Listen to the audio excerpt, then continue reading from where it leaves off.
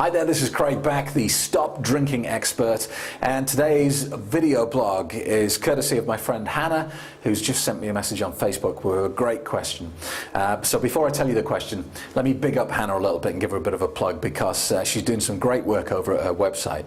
Hannah has suffered with psoriasis for most of her adult life, and she's basically cured herself. She's come up with this system. She's run it over, I think, about 60 days now, and she's pretty much clear of psoriasis. She's got some great ideas.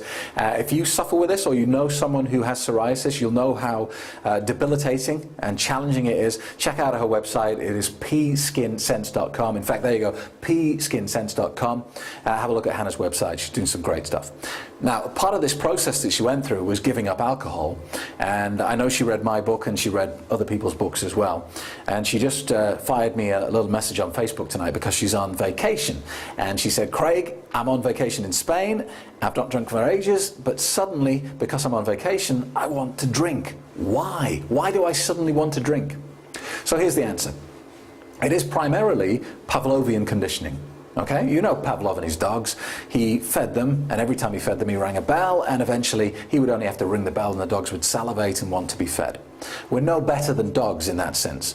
You're walking into environments where you're triggering that bell ring, and there's nothing you can do about it because it's not a conscious desire. The subconscious is telling you something. It's like walking into a cold room and shivering. There's nothing you can do about it. So that's the main reason you get that sensation sometimes. But also, the reason why willpower doesn't work when you're trying to give up something is because your brain is smart, okay? And anything you do repeatedly, a habit or drinking or smoking or anything that you build into your life on a daily basis, the brain will create a subroutine in the brain, a physical pathway to facilitate that action, okay? Because consciously doing it is a very resource-heavy way of doing it. It hasn't got the resources to do that all the time, so it needs to build a subroutine. Do you remember when you were a child, right, and someone challenged you to rub your belly and pat your head at the same time? It's difficult, isn't it? Why? Because the conscious mind can only do one thing at a time. Okay, so it can either rub your belly or pat your head, but doing both at the same time causes big problems for the conscious mind because it's so limited. Now, if you got into the situation where you had to rub your belly and pat your head every day for the rest of your life, I have no idea why that would be the case or in what environment that would come up, but let's just say for some freak reason you had to rub your belly and pat your head every day. You wouldn't consciously think about it. Your brain would create a subroutine that would make it automatic. Okay, you would do it proficiently without any thought. This is what your brain creates. Now, as a drinker, you've got subroutines in your head that facilitate your drinking.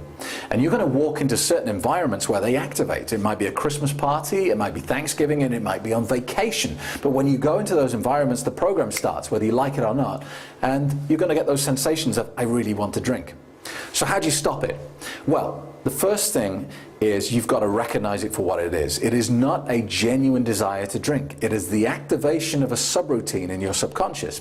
Okay, so once you can spot that for what it is, then you start to weaken it. Every time you spot it and go, subroutine activated, rather than I really need to drink, every time you do that, it gets just a little bit weaker.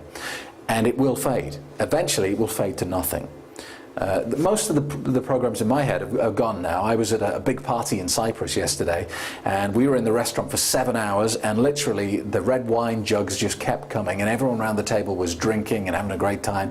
At no point, and I really mean at no point, did I feel any urge to join them and have a drink. Those little programs in my head are long gone, and they will fade for you too. Okay? So what you've got to do to get through this is just recognize it for what it is and don't respond to it. Never go back. Remember, alcohol is just attractively packaged poison. It is no good for you. There is no benefit from it. And just remember what's happening. These programs are going to fade slowly over time. Stick at it. Don't go back. Thank you for watching, and speak to you soon.